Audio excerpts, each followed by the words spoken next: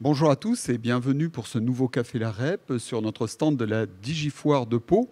Notre invitée aujourd'hui, c'est Mélina Burlot. Mélina, bonjour. Vous êtes pianiste, professeure au Conservatoire de Pau et vous venez nous voir aujourd'hui car vous avez deux actualités. La première, c'est votre projet La musique au camp de Gurs, un ultime refuge. Et le second, c'est un concert le 25 octobre à la chapelle des réparatrices de Pau avec la participation de Beate Klarsfeld. On va commencer justement par ce concert. Que va-t-il se passer le 25 octobre ? Alors, le 25 octobre, ce projet est né à l'initiative de l'amicale du camp de Gurs en partenariat avec l'Institut Heinrich Mann à l'occasion de la commémoration des 80 ans de la déportation des premiers juifs d'Allemagne du Sud-Ouest au camp de Gurs. Et donc, le projet était d'inviter Beate Klarsfeld autour de son ouvrage qu'elle a publié sur une pianiste, Lieselotte Rosenthal, qui venait de Leipzig et qui a été internée au camp de Gurs.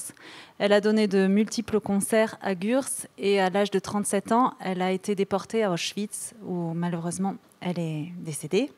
Donc, le 25, Beate Klarsfeld, elle interviendra comment ? Alors, au départ, elle devait être présente en personne pour faire une conférence autour de ces lettres qu'elle a publiées, parce que Lieselotte Rosenthal a écrit presque tous les jours à son amoureux, qui était un brigadiste international qui a aussi été interné à Gurs. Ils se sont rencontrés à Gurs. Son amoureux a réussi à fuir, mais ils ont entretenu une correspondance. Et donc, elle a publié cette correspondance et elle voulait présenter cet ouvrage sous forme d'une conférence dans laquelle j'interviens en tant que pianiste en interprétant les œuvres que la pianiste Lieselotte avait jouées au camp de Gurs et au camp de Brenz. Malheureusement, à cause du coronavirus, elle ne pourra pas se déplacer le 25 octobre. Donc, visio. Voilà. Visioconférence à l'issue de la conférence-concert qui sera assurée par l'historien Claude Larry. Donc le rendez-vous, le 25 octobre, à quelle heure ? À 21h et en amont, à 16h, aura lieu aussi une rencontre à la librairie Tonnet entre un écrivain Patrick Faure, qui a écrit un roman qui prend sa source dans l'histoire de Gurs, qui s'appelle Le Foulard Rouge. Et il y aura donc une rencontre-débat autour de l'histoire de Gurs et de ce roman, avec la présence de Patrick Faure et de l'historien Claude Larry à 16h à la librairie Tonnet. Donc les morceaux que vous allez jouer à la chapelle des réparatrices à partir de 21h, c'est uniquement des morceaux de la compositrice ou il y aura d'autres choses ? Alors non, ce sont des œuvres, des compositions qu'elle a interprétées dans les camps. Donc il y aura de la musique de Bach, de Scarlatti, Schumann, Chopin et Scriabine. Parfait. On va revenir à votre projet. Donc la musique au camp de Gurs, un ultime refuge. Quelle est la jeunesse ? Comment ce projet est-il né ? Alors ce projet s'est formé, s'est constitué petit à petit.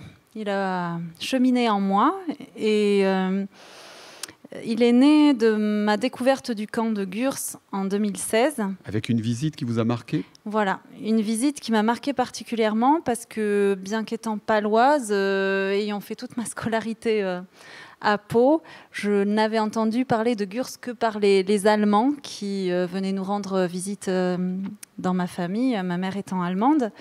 Et je n'étais jamais allée sur le lieu même. Et quand j'ai découvert ce camp, j'ai surtout été marquée par la présence d'artistes qui, malgré des conditions d'internement inhumaines, ont trouvé la force de continuer à cultiver leur art.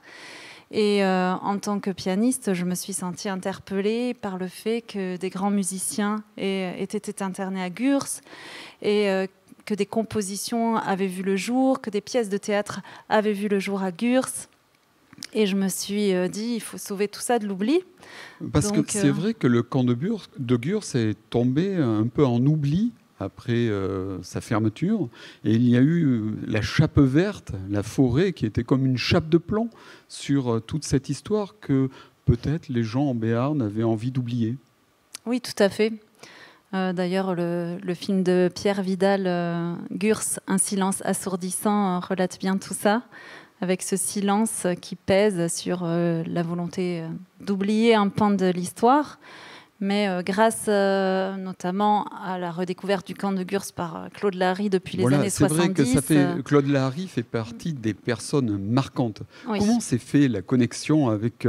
Alors Claude Larry, qui est un historien reconnu pour la qualité de ses travaux et qui a vraiment mis en lumière toute l'activité du camp de Gurs, toute son histoire, et qui est encore en train de produire des ouvrages sur la question. Tout à fait. Donc comment vous avez rencontré Claude et comment une complicité est née? Parce qu'après, vous avez créé plein de choses ensemble. Oui. C'est vrai. Alors la rencontre s'est faite à la suite de ma visite au camp de Gurs. J'ai eu la volonté de sauver de l'oubli tous ces musiciens et ces artistes qui, peut-être dans d'autres conditions de vie, auraient une renommée internationale et qui, victimes de l'histoire, en fait, ont eu un destin tronqué. Et j'ai réfléchi à ce qu'on pouvait faire pour faire revivre leur mémoire. Et en tant que pianiste, je me suis dit, ce qu'il faut faire, c'est organiser des concerts pour que la mémoire de ces musiciens puisse continuer à vivre dans un public. Et j'ai contacté Claude Lahari, qui tout de suite était très ouvert à mon projet, qui lui-même est très sensible à l'art. Et ensemble, nous avons décidé de créer ces échappées musicales du camp de Gurs, qui depuis 2017 donc, propose un concert par an, en général début juillet, sur différents aspects de la musique au camp de Gurs. Alors la première année, c'était en 2017 avec Charlotte Lederlin, une violoniste de l'orchestre de Pau. On a choisi de porter l'éclairage sur un pianiste, Hans Ebbeke, qui était de Strasbourg et qui avait décidé de suivre sa femme qui était juive et qui avait dû être internée au camp de Gurs. Donc finalement, il a suivi volontairement. Il n'avait pas besoin d'être là, mais par amour pour sa femme, il est venu. Et il a eu un grand rôle dans la vie musicale du camp. Et ensuite, un violoniste, Fritz Brunner, qui était premier violon du Philharmonique de Vienne. Et ils ont joué ensemble plusieurs concerts et on avait choisi de rejouer l'un des programmes qui avait été interprété au camp de Gurs. Et c'est vrai que le travail musical vient en écho aussi du travail d'historien de Claude Lahari à chaque fois. Il y a des réponses que vous créez. Voilà, oui, c'est un travail, on dira, interdisciplinaire, à la fois de musiciens, de musicologues et d'historiens, et tout se mêle. Et la deuxième année, j'avais déjà retrouvé certaines compositions qui avaient été créées au camp de Gurs, qui étaient pour voix et piano, parce que la voix avait une place très importante. Il y avait beaucoup de chœurs, il y avait tout un foisonnement de vie artistique dans ce camp. Et donc, j'ai donné ce concert avec Claire Baudouin, une soprano paloise. On a choisi de rendre hommage aux différentes populations qui avaient été internées au camp de Gurs, les Tziganes, les Basques, les Espagnols, les Juifs, et de terminer avec les compositions que j'avais retrouvées. C'est la musique, en abordant l'histoire du camp de Gurs par la musique, ça permet de faire aussi revivre ce qui se passait concrètement dans ce camp, qui a vu donc des populations successives être internées, puisqu'il y a eu différentes phases dans la vie du camp. Oui, il y a eu différentes phases, et puis il y a eu aussi des phases concomitantes de la cohabitation entre les Espagnols et de l'entraide aussi, entre les Espagnols, les Juifs, les Basques. Il y a eu de l'entraide dans ce camp. Il y a eu beaucoup de choses terribles, mais aussi des belles choses. Et donc, le dernier échappée musicale était en 2018, un quatuor vocal basque, qui, lui, spécifiquement a rendu hommage aux premiers arrivés au camp. Alors, le projet a fédéré plein de personnes, et il y a notamment Catherine Sensium qui est arrivée dans le projet. Quel est son rôle à Catherine ? Alors j'ai eu la chance, oui, d'avoir beaucoup d'échos autour de moi, des amis qui ont voulu soutenir ce projet. Catherine Sensium en fait partie et elle est à l'origine d'une association qu'on a créée qui s'appelle Mémoire musicale sans frontières et qui va permettre de soutenir mes projets de recherche, de publication, d'enregistrement et de soutenir aussi l'œuvre de Pierre Vidal qui est un projet de documentaire sur l'art au camp de Gurs. Pierre Vidal qui a déjà fait, on en a parlé tout à l'heure, qui a déjà fait un film sur le silence assourdissant qui entourait la vie du camp et là qui prépare donc un nouveau film avec vous. Avec moi, en partie, qui va donc me suivre dans une partie de mon projet en Allemagne. Parce que la nouveauté... Oui, parce qu'après le concert du 25 octobre, vous filez en Allemagne. Qu'est-ce que vous allez faire en Allemagne ? Alors, oui, quelques jours plus tard, j'espère ne pas être trop embêtée par les nouvelles mesures sanitaires d'isolement et de quarantaine, mais je pars en Allemagne parce que j'ai obtenu une bourse du DAAD, un organisme d'échange universitaire, pour poursuivre des recherches sur ce sujet en Allemagne. Vous allez chercher quoi ? Des partitions Je vais chercher des partitions, je vais rechercher plus précisément dans les archives aussi le destin des musiciens, de tous les musiciens qui ont été internés au camp de Gurs. Je vais aller à la rencontre de certaines personnes qui ont eu la chance de rencontrer encore les compositeurs, et je vais marcher sur les pas de l'histoire de ces compositeurs, en allant dans les synagogues, en allant dans les archives, les bibliothèques. Ce qui permet de densifier votre connaissance de cette création au camp de Gurs. Voilà, d'aller plus loin, parce qu'il s'agit d'avoir maintenant une vue la plus exhaustive possible et de, quelque part, synthétiser toutes les données qu'on a, mais qui sont éparpillées dans différents ouvrages. En fait, il n'y a pas eu d'études spécifiques sur le rôle de la musique et les compositions, les œuvres qui ont marqué le camp de Gurs. Alors, c'est mon objectif.